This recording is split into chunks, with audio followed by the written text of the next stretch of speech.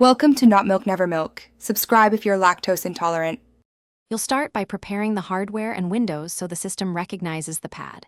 First, plug the Xbox wired controller directly into a rear USB 2, 0 or 3, 0 port. Avoid passive hubs because they can fail to enumerate the device.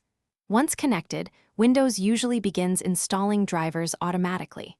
While that happens, make sure Windows Update is current so driver packages are available. If installation stalls, unplug and try a different USB port, then watch Device Manager for the new HID entry.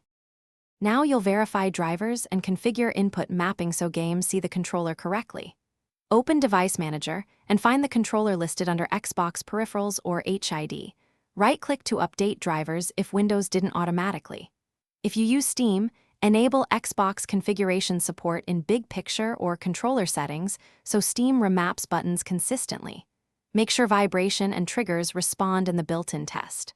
Once done, run a simple game or controller tester app to confirm all axes and buttons report reliably. Finish by validating real-world performance and handling common failures. Test the controller across several games and a dedicated tester app so you catch dead zones, stick drift, or button mapping errors.